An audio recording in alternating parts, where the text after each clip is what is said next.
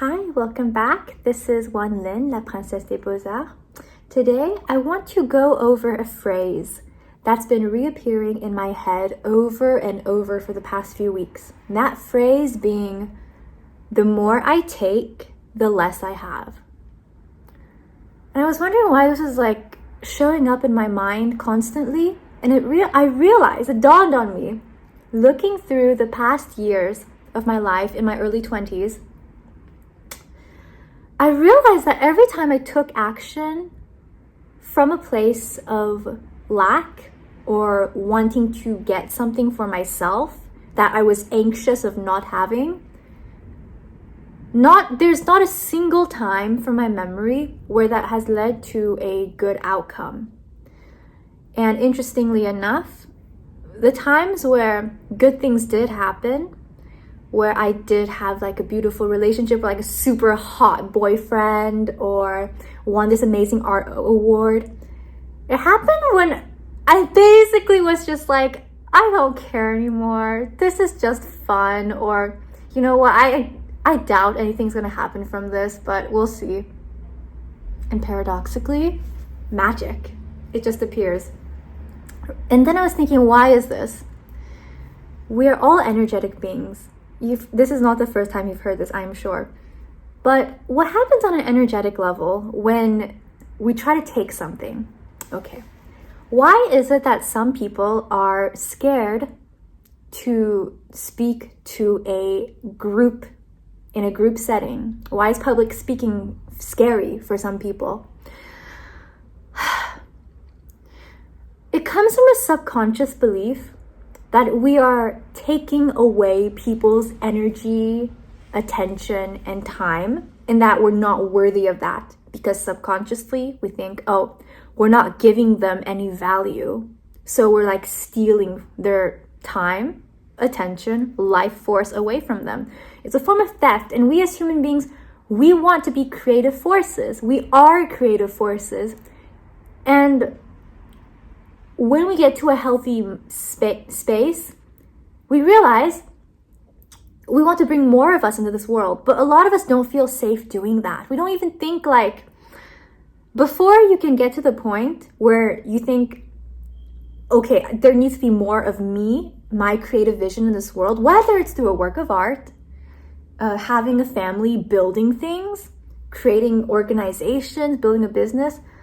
Before you can decide and desire for more of you to be present in this world, you've got to get to the basic level of where you think, oh, I am a good person, I am decent, and I have something good to share. So many people are beaten down by life to a point where they don't even think that. And you wonder why people don't feel safe to have children, don't feel safe to express themselves, to be themselves, to be vulnerable at all. So the more I take, the less I have. I realized that every time I took action from a place of lack, I needed to feel better in the moment, rarely has that, I don't remember a single time that has turned out great in the long term. For example, think of all the clothes or items you've purchased in a moment where you were not feeling very nice and you needed a dopamine hit to lift your mood, even just temporarily. Maybe it's eating something or drinking something. Cancers understand. Or Taurus too. But eating something and drinking something, buying something. When it comes from a place of feeling a negative emotion and you try to compensate that lack of energy, in the moment it feels pretty good. Someone's mean to you, you yell and swear at them. In the moment, you release that energy. But in the long term, it sticks to you in a kind of disgusting way. And that object, for example, the clothes that I've donated, that I no longer have, no matter how much money I've spent on it, every time I look at that green Kenzo dress that I purchased when I was feeling such low self-worth, being like 20 or 21, feeling just scared to make the art I wanted at art school, feeling like a very low self-esteem, so low that I did not feel like I deserved to eat food. I did not even appreciate the body I lived in. So many problems. And that dress, what I didn't realize consciously back then, before I became all spiritual and very aware of energy, I didn't notice that every time I wore that dress, I looked at it in my closet or I just looked at it from the corner of my eye. It brought back that feeling of lack that I felt the moment I swiped my card, or rather I guess you insert it or tap it these days, right? Paid for that. That same emotion would come back up. So that's why, like, when you up level your life and you change your living habits, sometimes the foods that you used to think were so delicious that were not necessarily the best for you, if you taste it again, it might feel like repulsive. I think it works kind of like a trauma perfume, when you have a perfume that you kind of like, but then it accompanies you during a kind of challenging, let's say, period of your life. And then you smell it again later. It's just like, oh my God, no, I can't wear this anymore. It's the same with things we do in our life. So with the example of public speaking, the more I take, the less I have. When I was a very little girl, I remember when my family first immigrated to Texas, I went to a elementary school with lots of kids from a nice neighborhood with beautiful old houses. And I lived in an apartment complex in the same area. And I felt a lot of like resentment towards my classmates who could live in nice houses with like pillars and a staircase and 2 stories and trees. And I had to live in a little apartment in an apartment complex. Like, I remember this one kid, he joked, "Oh, do you have a house?" I said, "No, I live in an apartment." So he goes, "Oh, that means you're homeless, haha." I punched him in the face in the lunch line and he started crying. And then when he tried to apologize, I told him, "Does air speak?" Okay, back on topic. The thing is, in that period of my life, I started stealing cheese sticks from the cafeteria. And I remember one time I stole a little bottle of gold leaf in alcohol that this girl brought from show and tell from the Natural History Museum that she kept in her desk. I just took it. And I think my teacher knew I did it, but he didn't want to embarrass me. He was like very kind. I was smart, but kind of troublesome. And my teacher, he was very compassionate. He recognized that I had a lot of, I think, good qualities, but I wasn't nurtured or necessarily had the right conditions to behave in a better way, I suppose. And it made me realize, looking back on all of the stuff I did as a kid, that energetically, when you steal, whether it's consciously or unconsciously, another person's objects, belongings, life force, attention, time, the minutes and hours and days of their life, when you steal that from them, we don't feel good doing that. Even if it's a desire to get more for ourselves, it reaffirms that we are not enough. It reaffirms that we don't have enough. So some people, no matter how much they accumulate of whatever it is that they think will make them happy, never like feel happy or true gratification from it.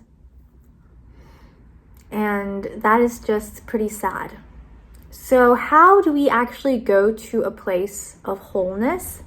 A lot of this I learned from my Kabbalah class, which I quite like. You can learn Kabbalah 1 online. It's pretty good with David Guillaume. That's how I learned a lot of these principles. And a lot of what he teaches, or Kabbalah teaches, it actually lines up with the things I just realized naturally throughout my spiritual awakening. When I really began to sense people's emotions and thoughts and fears and desires just in my day-to-day life, seeing how this unfolds on a micro and macro scale, It's like when I step out, I can sense from someone's presence, even if it's a stranger, like how they feel, who they are. And it's not from a place of judgment. It's from a place of this like sixth sense that we all have as human beings. The precursor to having these higher abilities is empathy and the total absence of judgment to the highest degree possible, let's say, in your day-to-day life. When you stop judging others and you start feeling empathy, you rise to this place where you can actually see the truth of things in your perception. And then it's so much easier to see how things unfold and to see like how your actions could potentially affect your future and outcomes. So I realized sometimes when I want something, let's say I want to write a CV for an art exhibition or buy like a bio for an art exhibition, some text. I could write down all the awards and places I've exhibited and make like a bam, bam, bam, bam, bam, AK-47 list of bullet points of all the stuff. Or I could write very honestly about what I make, why I make it, and how this relates to the meaning of life. And for me, the latter is a lot more compelling. And I've realized the more true to myself I am, the easier things become. And even if in the short term, some people don't get it, in the long term,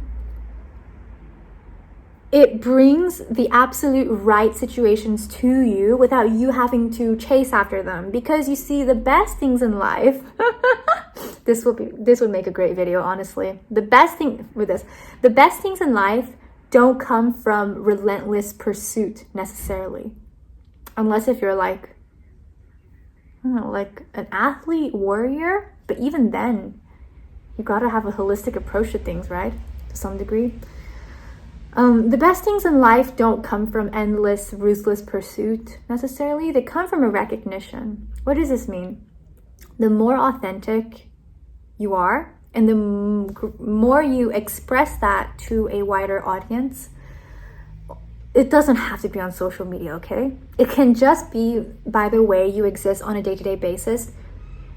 The more authentic and the more you radiate that authenticity, the easier it is for other people to recognize what they resonate with in you. And consequently, these places, these people, these magical moments will just make their way to you instead of you relentlessly like shooting arrows at the target, you know? These are two very different approaches to things, right? Both can work. But I've noticed in our modern day society, oftentimes we presume that relentless effort is the only way for things to happen versus magic. Like we stop believing in magic, whereas it is very much real. So have you ever noticed how pressure works in like liquids or waters or tide pools or just science, right? If you have two different areas, two different vessels, one with high pressure, one with low pressure, one container that's empty and one container that has a lot of stuff, let's say you put them together, let's say two little ponds, two little pools, two little lakes, or two containers, and one has a lot of stuff, one has a lot of pressure, and the other one has less containing. So there will immediately be some sort of flow from the greater pressure to the lower pressure. And it really echoes how our energy moves in our day-to-day interactions. The thing is, when you feel completely fine, regardless of the outcome of something, that makes the other person in whatever interaction you're having feel safe. Because there's nothing quite so like uncomfortable, I suppose, as having another person's wellness depend on you behaving a certain way. Whether it be family or friends or someone you're dating, I don't know. Like, It is so anxiety inducing to have another person's emotional state and well-being depend on you behaving a certain way. And when you give someone the freedom to be who they are, do what they want to do, and then not have your emotional state or wellness depend on them, it makes them feel safe.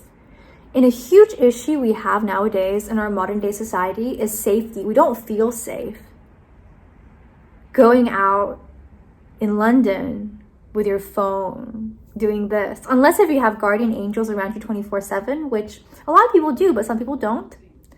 Do you feel safe doing that? Do you feel safe with strangers in public places? I don't know. Like, a lot of people don't feel safe to express themselves. That's why a lot of people don't feel safe to create what they want in this life. They don't feel safe having children, because having children is the ultimate creative act, right? Being an artist, you're giving birth to artworks and paintings, to movies, music, film. But why would you give birth when you feel there's danger of people judging you, of being ostracized, being financially burdened, whatever? Like, there's such a huge safety factor that hinders our self-expression and the way we behave in relationships, that sometimes paradoxically sabotages us. What I've realized is, take the step. What helped me, for example, overcome this creative block of being just not having a desire, or even like being repelled from just painting, which I absolutely love now. What changed? The change was understanding why I felt so much fear for my self-expression.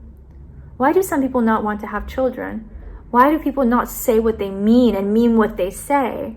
Why do some people not make the artworks they want or go after the opportunities they do want? We're scared of persecution. We have situations in the past where we have expressed ourselves and the reaction was negative, or worse, non-existent. And then this little part of us starts to ask, like, what's the whole point? Why even try? And it's important to get to the space where we understand